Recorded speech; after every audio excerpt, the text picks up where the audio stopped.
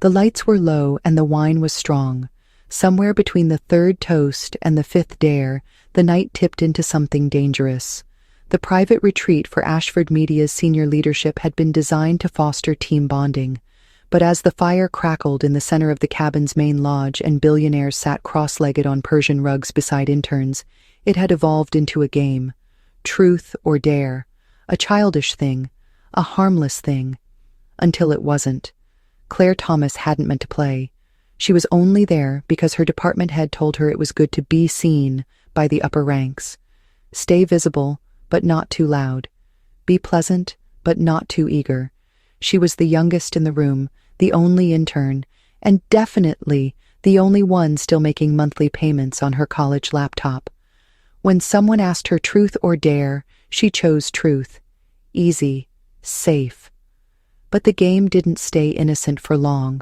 Roman Ashford wasn't even supposed to be there, the elusive CEO who rarely attended social events, let alone lowered himself to party games. But tonight, something had cracked in him. Maybe it was the scotch. Maybe it was the sharp ache in his chest that had become too familiar. Or maybe it was the quiet presence of the girl across the circle, watching but never speaking.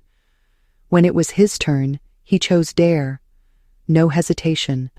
That alone made everyone sit straighter. Blake, his longtime associate and oldest friend, didn't miss a beat. He smiled slowly, almost cruelly. I dare you to spend one night next to Claire, in the guest room. No touching, no funny business, just proximity. Sleep beside her, that's all. Everyone laughed. It was absurd. Roman could have dared back, could have refused, dismissed the whole thing with one of his cool glances. But he didn't. Instead, he looked at Claire, then said, "Deal." The air went still. Claire blinked, startled. "Wait, what?" "You don't have to," someone offered, trying to salvage the awkward moment. But Roman shook his head. "It's a dare. She has to agree, of course." His voice was calm, unreadable. Claire looked at him, at the man whose face graced every business magazine she could never afford, at the man who, up until now, hadn't even looked in her direction. Her heart beat louder than the crackle of the fire. "And yet," she said, "fine. One night. But I keep my side of the bed." Someone whistled low. Blake clapped his hands.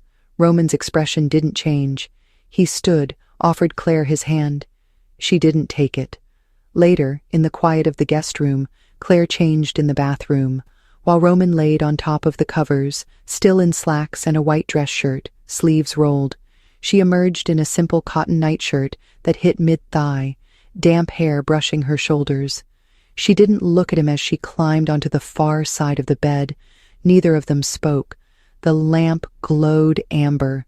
The window cracked slightly, letting in the hush of forest wind. Claire's breath was steady, but her chest ached. He didn't move, didn't glance her way, didn't even shift. She hated how much that meant. As her eyes closed, one thought whispered through her mind, sharp and uninvited. What kind of man loses a game just to see if he can win something real? Claire Thomas never belonged in the room.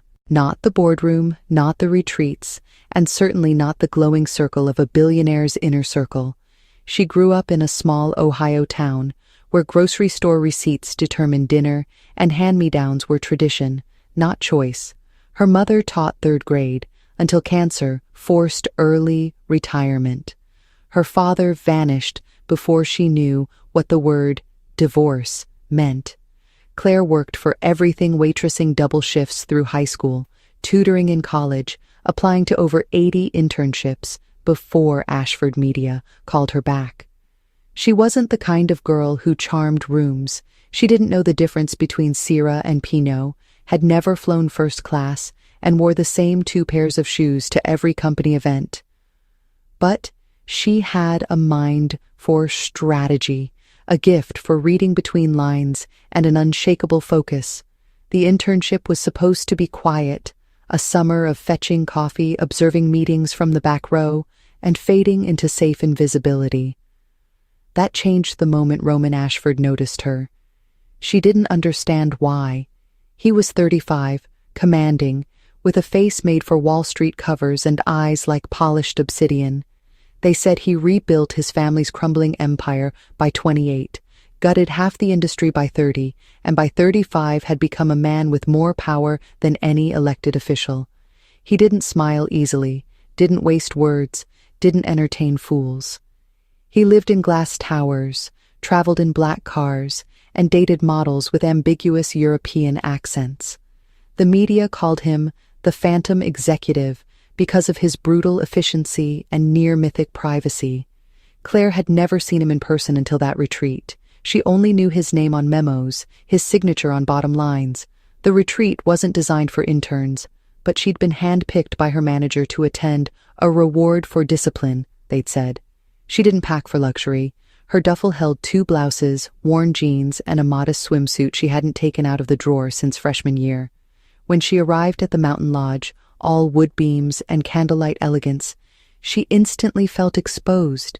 Everyone was older, sleeker, dressed in linen and silk, casually discussing 6-figure deals like ordering dessert.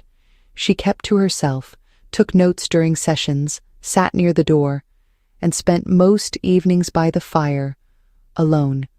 That's when she noticed Roman, or rather when he noticed her. He didn't flirt, he didn't speak. He simply looked for 1 second too long, then turned away. It should have meant nothing. She told herself it did. But that night during Truth or Dare, something cracked open. She had watched Roman smile, at last, a rare, slow thing that made the firelight seem colder. She had seen the way he looked at her after the dare, not like a man amused or annoyed, but like someone waiting to be proven wrong. She didn't understand what he saw in her. She wasn't seductive. She didn't wear anything sheer or shimmered. Her hair was always a little messy, her nails never polished. She knew how to argue with logic, not looks. But Roman kept watching her like she held a truth he couldn't name, and that made her feel powerful in a way nothing else ever had. As for Roman Ashford, he had long since stopped believing in softness. He was raised by a man who taught silence before sympathy and built a fortune on survival. Roman had inherited more than an empire. He inherited walls, the kind that didn't crack under compliments or collapse under desire. He had slept beside women who called him mysterious and addictive, who praised his restraint like it was a virtue. None of them touched the space between his ribs where vulnerability used to live. But Claire, she was different. She didn't flinch when she saw him, didn't blush when he spoke. She didn't try to charm or impress. She simply existed, unapologetic, unpretentious. When Blake dared him to sleep beside her, it wasn't about the game. Not for Roman. It was about the chance to feel something real, something uncurated, something he couldn't control. So when she agreed, when she walked toward the guest room without looking back, Roman knew this was no longer a dare. It was a test, and he didn't know who he was more afraid of failing, her or himself. Claire Thomas never belonged in the room, not the boardroom, not the retreats, and certainly not the glowing circle of a billionaire's inner circle. She grew up in a small Ohio town where grocery store receipts determined dinner and hand-me-downs were tradition, not choice. Her mother taught 3rd grade until cancer forced early retirement. Her father vanished before she knew what the word divorce meant. Claire worked for everything, waitressing double shifts through high school, tutoring in college, applying to over 80 internships before Ashford Media called her back. She wasn't the kind of girl who charmed rooms. She didn't know the difference between Syrah and Pinot, had never flown first class, and wore the same 2 pairs of shoes to every company event. But she had a mind for strategy, a gift for reading between lines, and an unshakable focus. The internship was supposed to be quiet, a summer of fetching coffee, observing meetings from the back row, and fading into safe invisibility. That changed the moment Roman Ashford noticed her. She didn't understand why. He was 35, commanding, with a face made for Wall Street covers and eyes like polished obsidian. They said he rebuilt his family's crumbling empire by 28, gutted half the industry by 30, and by 35 had become a man with more power than any elected official. He didn't smile easily, didn't waste words, didn't entertain fools. He lived in glass towers, traveled in black cars, and dated models with ambiguous European accents. The media called him the Phantom Executive because of his brutal efficiency and near-mythic privacy. Claire had never seen him in person until that retreat. She only knew his name on memos, his signature on bottom lines.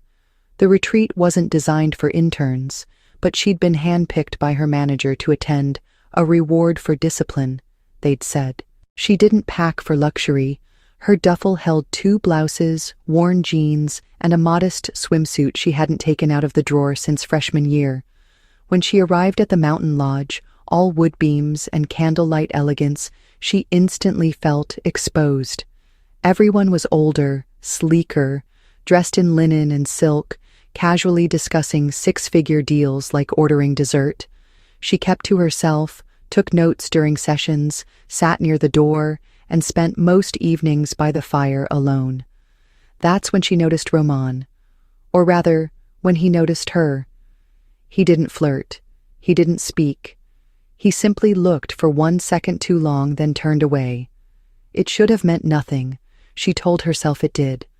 But that night, during Truth or Dare, something cracked open. She had watched Roman smile at last, a rare, slow thing that made the firelight seem colder. She had seen the way he looked at her after the dare, not like a man amused or annoyed, but like someone waiting to be proven wrong. She didn't understand what he saw in her. She wasn't seductive. She didn't wear anything sheer or shimmered. Her hair was always a little messy, her nails never polished. She knew how to argue with logic, not looks. But Roman kept watching her like she held a truth he couldn't name, and that made her feel powerful in a way nothing else ever had. As for Roman Ashford, he had long since stopped believing in softness. He was raised by a man who taught silence before sympathy and built a fortune on survival. Roman had inherited more than an empire. He inherited walls, the kind that didn't crack under compliments or collapse under desire.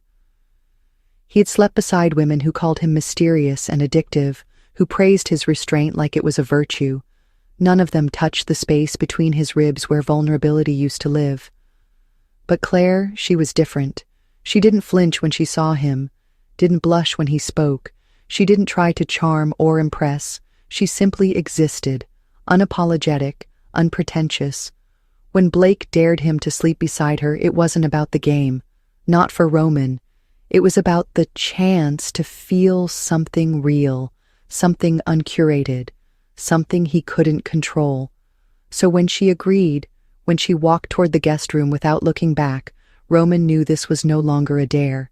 It was a test, and he didn't know who he was more afraid of, failing her or himself.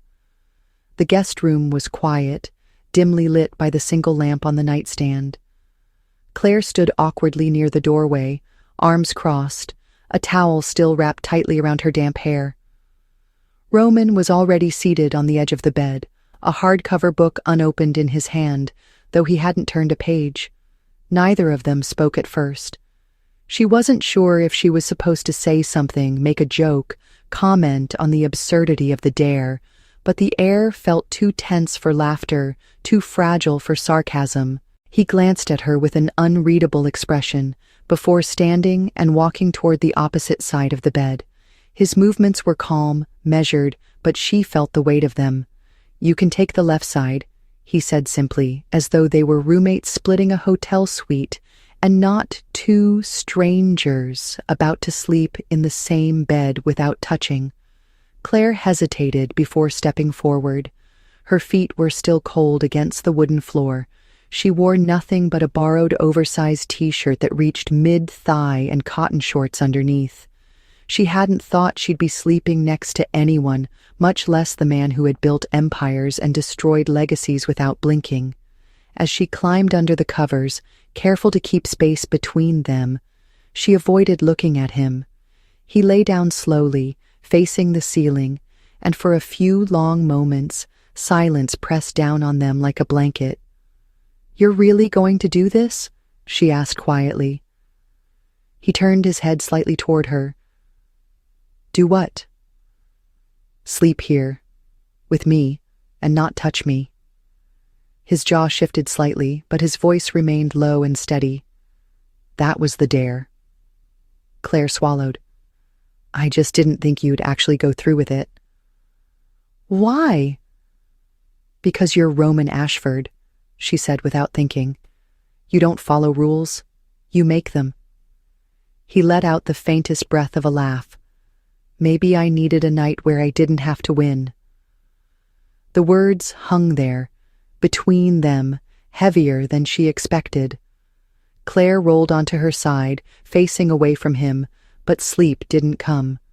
Her mind kept replaying the moment his eyes met hers earlier that night when she agreed to the dare. The look he gave her wasn't arrogant, it wasn't playful. It was quiet, almost vulnerable, like he had been waiting for her answer more than he should have. Minutes passed, maybe hours. She wasn't sure. All she knew was that every time she adjusted in bed, she felt the pull of his presence beside her, the shift of his weight, the whisper of breath when he exhaled. At one point she heard him turn, now facing her back. "Are you awake?" he asked softly. She didn't move, but her voice betrayed her. "Yes." "Do you regret saying yes?" She paused before answering. "No. Do you?" "No." Another long silence.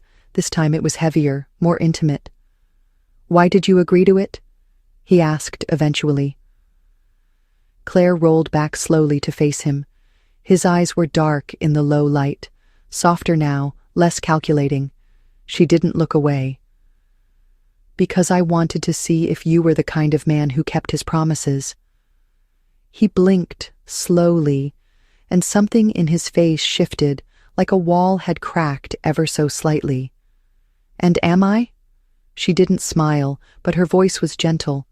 "So far." Roman stared at her, but he didn't reach for her, didn't move closer. And yet, the space between them felt charged, like every inch of the mattress carried unspoken things. "Do you know what they say about me?" he asked. "In the office, in the media, in rooms like the one tonight." Claire nodded. "I've heard enough." "And you still said yes." She nodded again. "Because none of those things scare me." He stared for another second, then let out a breath. "You scare me." Her eyes widened slightly. "Why?" "Because you're not afraid, and because when I look at you, I stop feeling like I'm in control." She didn't answer, but she didn't look away. Her fingers curled lightly around the edge of the blanket. "Is that so bad?" she asked quietly. Roman shifted just slightly, closing one more inch between them without touching her. "It is if you've built your whole life on never needing anyone." Claire studied him now. Not the CEO, not the calculated strategist, just the man who, for reasons neither of them fully understood, was here in a bed beside her, battling the weight of something unfamiliar. "Have you?" she asked. "Never needed anyone?" "Not until now," he admitted. She could have said something clever, something comforting, but she didn't. She simply let the truth settle. Because even if they didn't touch, even if this night ended in silence and separate dreams, something had already shifted. A dare had brought them into the same room, but vulnerability kept them there. Eventually, she closed her eyes. Not because she wasn't awake, but because she wanted him to think she was asleep, so he could be alone with the things he didn't know how to say. Minutes later, she felt the soft pull of the blanket being adjusted around her. A hand, light and careful, tucking the edge beneath her shoulder. She didn't open her eyes, but her heart thudded so loudly she was sure he could hear it. Roman lay back down, his breathing even, and for the first time since she met him, Claire sensed peace in his presence, not control, not performance. Just a man beside a woman in a quiet room, daring himself not to feel too much, and failing beautifully. The morning sun filtered in through the tall curtains, a slow wash of light stretching across the edge of the bed. Claire blinked awake, the warmth of the sunlight pulling her gently out of sleep. For a few seconds, she forgot where she was. The sheets were softer than the ones on her cot back home, the air quieter than the usual noise of her neighborhood, and beside her, the space felt occupied. She turned her head slightly, and there he was. Roman Ashford, shirtless now, lying on his side, one hand tucked beneath his pillow, the other resting close to the invisible line they'd drawn between them last night. His breathing was steady, lips slightly parted, lashes resting against skin that looked softer than his reputation would ever suggest. He looked peaceful, not cold, not unreadable, just a man in sleep. She didn't move, didn't dare disturb the quiet. Instead, she watched him, memorizing the man most people never got to see. The same man who just hours earlier had admitted that she scared him, that he didn't feel in control around her. It wasn't arrogance that made him say it. It was something closer to confession. Claire shifted slightly, the mattress dipping under her movement. Roman stirred, then blinked once, groggily, before his eyes settled on her. "You're still here," he said, voice husky with sleep. "You sound surprised," she replied, her lips curling slightly. "I'm not used to people staying after the dare ends." "You didn't exactly give me a reason to leave." He exhaled through his nose, pushing himself upright. The sheet fell to his waist, revealing a torso that had clearly seen time in private gyms and penthouse pools. Claire kept her eyes level. He glanced at the clock. "It's still early. You can sleep more if you want." "I'm not really a sleeper-inner," she said. "That doesn't surprise me." She watched as he reached for a glass of water on the nightstand and took a sip. Then he turned to her, studying her face. "You said you weren't afraid of me, or what people said about me." She nodded. "Still true. Why?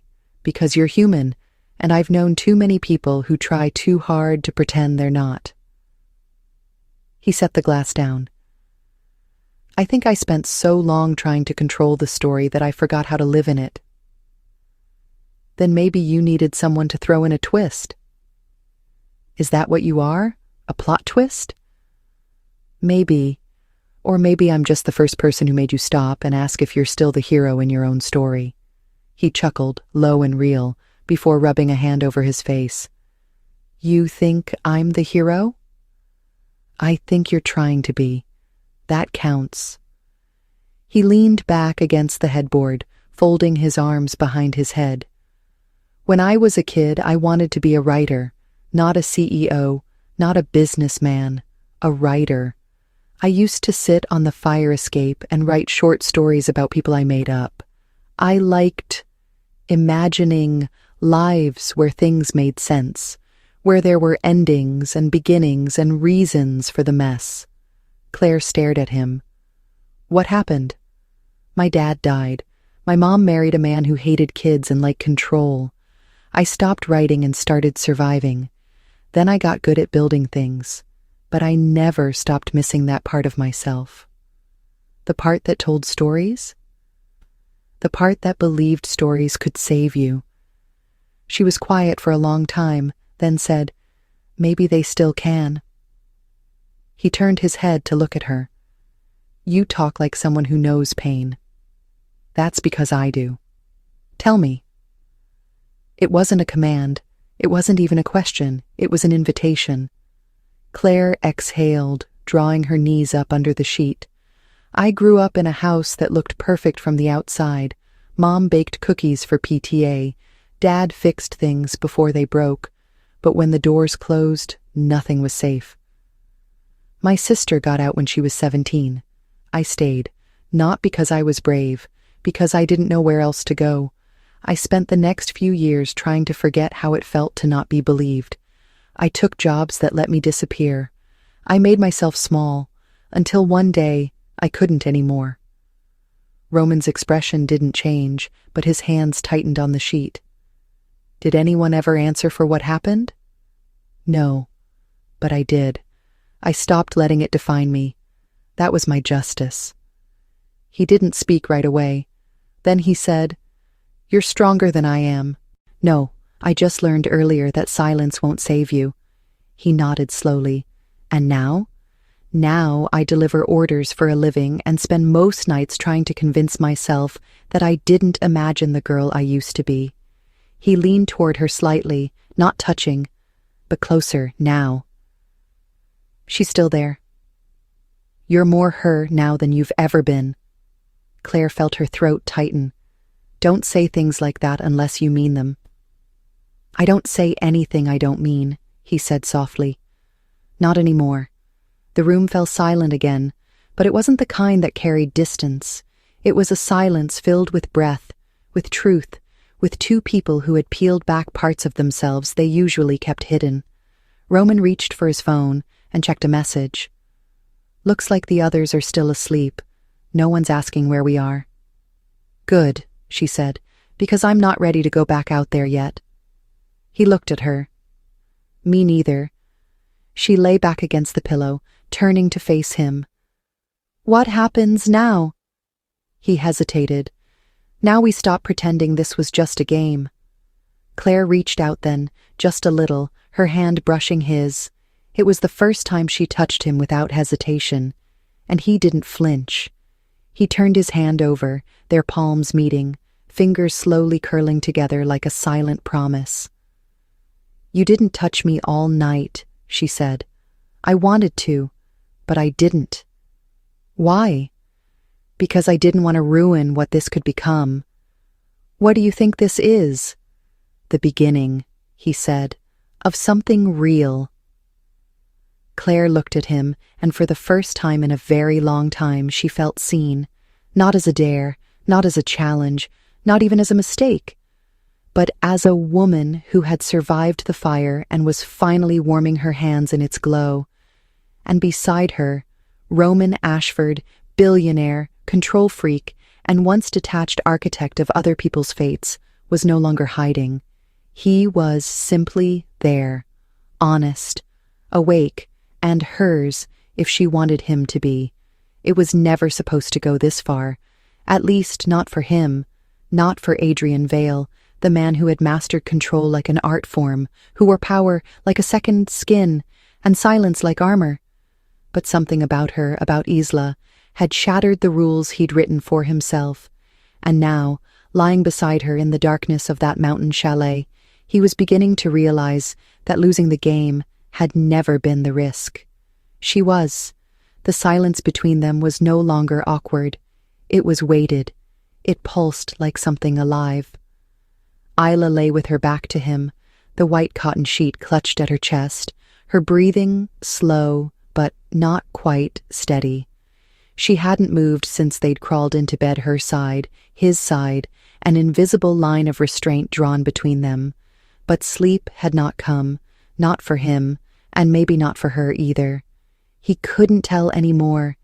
He used to read people like spreadsheets, every glance a data point, every word a transaction.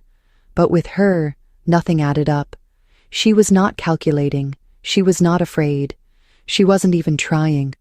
That was the most dangerous part. She simply existed beside him, honest and unaffected, and the more she breathed into the space they shared, the more he felt like a man instead of a machine.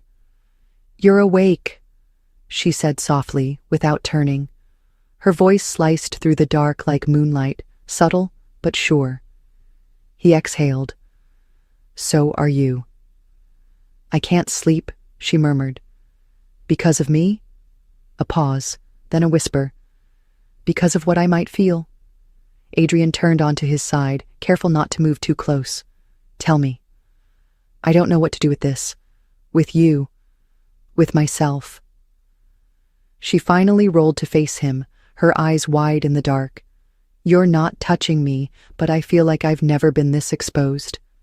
He swallowed. That makes two of us. Her brows drew together. You? He gave a faint nod. I'm not used to restraint. Then why aren't you touching me? She asked, her voice trembling, not out of fear, but from something else, something raw and aching. Because I told you I wouldn't. And, for the first time in my life, my word feels heavier than what I want. Her breath caught. And what do you want? Adrian's jaw tightened. He hadn't meant to speak this much, hadn't meant to let her pull the truth out of him in soft syllables and steady eye contact, but she was undoing him in real time. You, he said finally, not your body, not tonight. I want the version of you that's still learning to believe you're enough.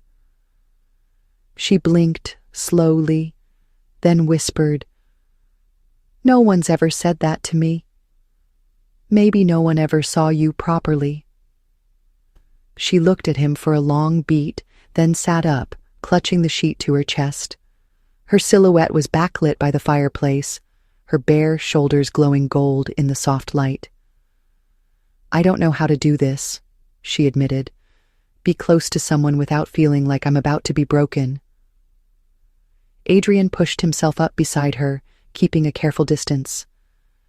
Then, don't do it alone. She turned her head, eyes glossy but unflinching. What happens when this is over, when the weekend ends and you go back to your world? He hesitated, then, gently, I'm not ready for it to end. But it has to, she said, voice small. Does it? You're a billionaire, a man with an empire and a reputation.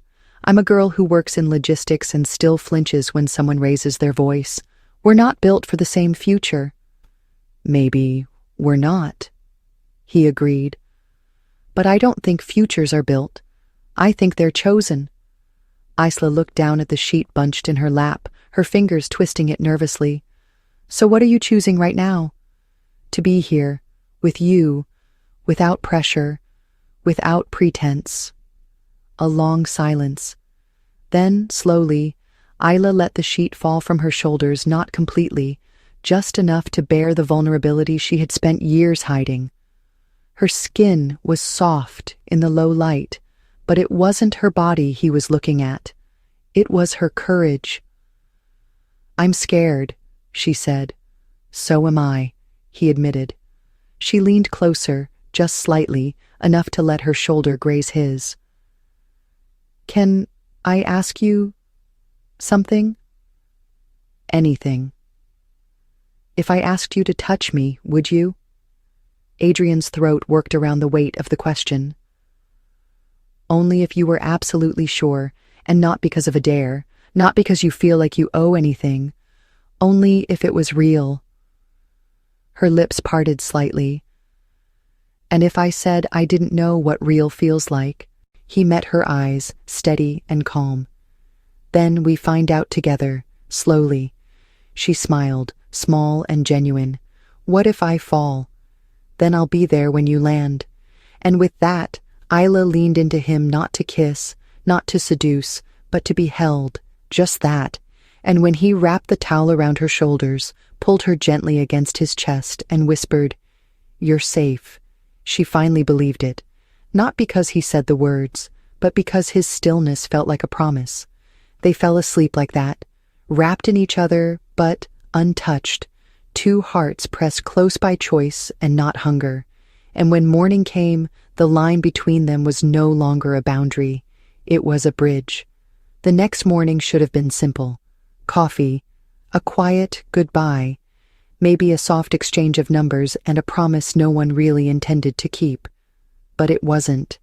The moment Isla opened her eyes and found Adrian still there, half awake and watching her like she was something fragile he couldn't afford to mishandle, she knew something had shifted, not between them, inside her. She sat up slowly, tucking the towel tighter around her, unsure of what came next. His voice was low, still colored by sleep. You okay? She nodded, but it wasn't convincing. He sat up beside her, elbows resting on his knees, gaze fixed on the fireplace embers. "We don't have to make this more than it was," he said, as if trying to protect her. But something in his tone betrayed him. He wasn't talking about her, he was talking about himself. Isla swallowed. "What if I want to?" He turned to her then, sharply, almost like the question hurt more than it should. "What does that even look like?" She gave a small shrug. "Something different. Something honest."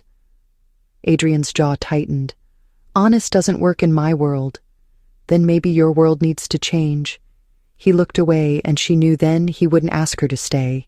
Not because he didn't want to, because he didn't believe he deserved to, and that was the problem. That was the twist that no one saw coming. The man who had everything was still convinced he was too broken to keep something real. They left the cabin just after breakfast. He drove her to the train station in silence. Not cold, just resigned. She stepped out of the car and stood beside it for a long moment, fingers curled into her coat sleeves. "If you're ever in the city," he said, finally breaking the quiet, "you know how to find me." She nodded, and that was all. No kiss, no goodbye that meant anything, just distance disguised as decency. The train pulled away. She watched the mountains blur, and for the first time in a long time, her heart ached not because someone had left, but because she had almost believed someone would stay. Back in his penthouse, Adrian stood at the window for hours, phone untouched, meetings ignored. He didn't even open the bottle of scotch he usually reached for when reality got too sharp. He didn't want to blur the memory. He wanted to feel it, all of it. 3 days passed, then a week. He told himself she had moved on, told himself she was better off. But every time he walked past the edge of the bed where she had once laid her head on his shoulder, he felt like something essential had gone quiet inside him.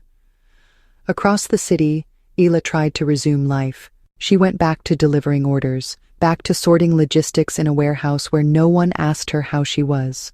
She laughed when Mia teased her about her mystery weekend and didn't explain the towel or the billionaire.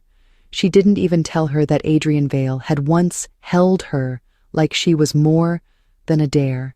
She kept that part for herself, but it lived under her skin, every night, every quiet moment, until she saw the article. It was buried on a tech news site, a minor headline about Vale Industries pulling out of a major merger. CEO cites loss of strategic focus. It was the first time in 10 years Adrian Vale had walked away from a deal, and it wasn't just any deal. It was the one he had been building for months, the one he said would cement his dominance across 4 industries, the one he said he couldn't afford to lose. Isla stared at the screen, heart pounding, because now she understood. He hadn't been distracted. He had been changed. By her. He just didn't know how to say it. She didn't rush to him, didn't storm his building or call his office. Instead, she mailed a package. No return address, just a single item inside, the towel, folded, clean, and wrapped in a handwritten note that said, "I still remember how it felt to be safe." 3 days later, he showed up at her apartment. No driver, no entourage, just him, standing at her door like a man who had finally decided that some risks were worth taking. She opened it slowly, eyes wide. "I wasn't sure you'd come. I wasn't sure I'd be welcome." She stepped back to let him in.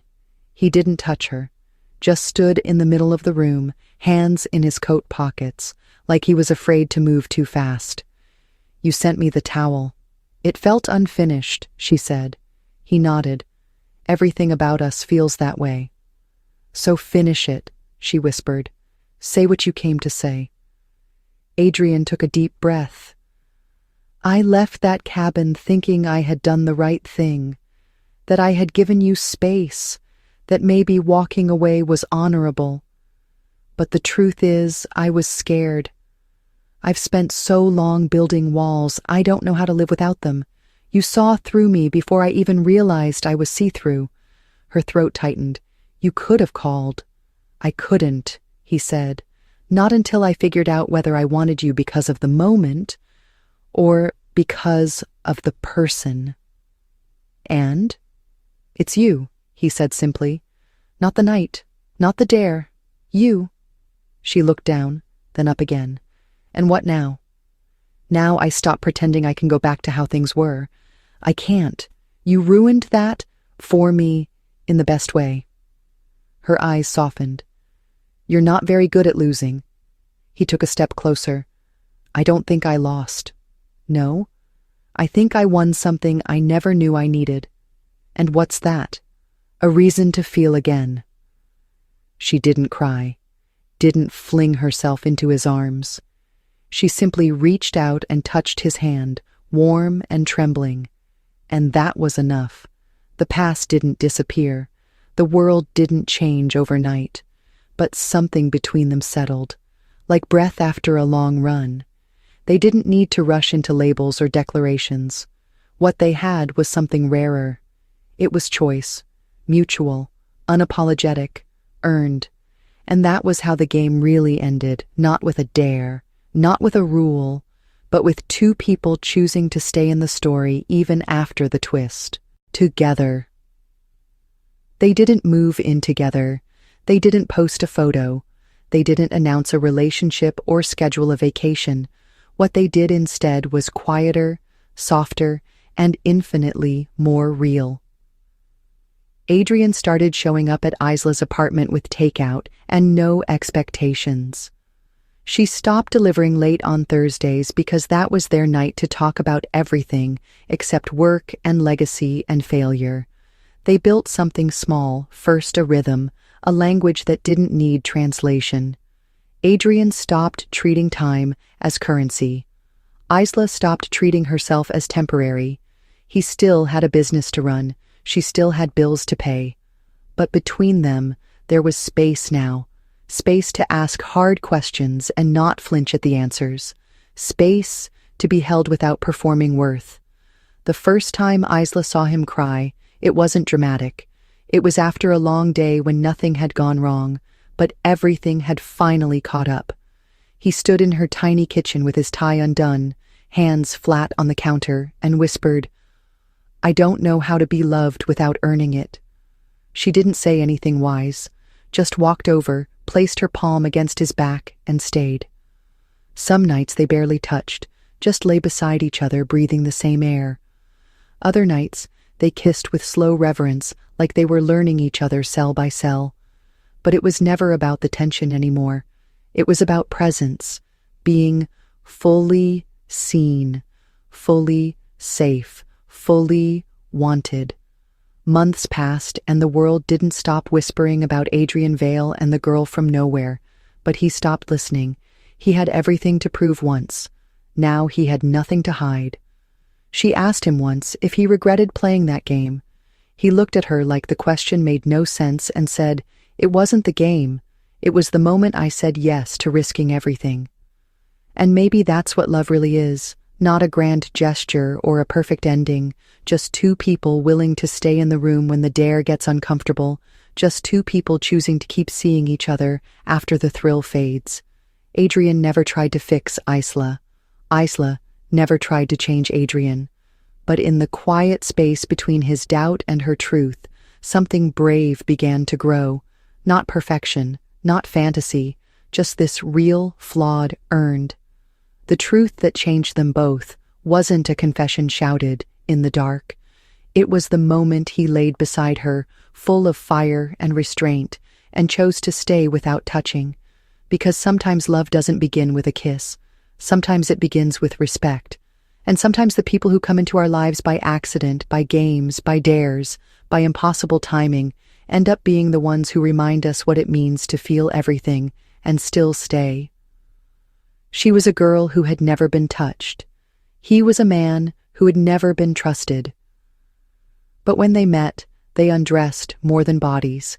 They stripped back every layer they'd hidden behind for years. And in that vulnerable, quiet place, they built something neither of them had known how to name until now. Not a game, not a dare, just love, finally real, finally free.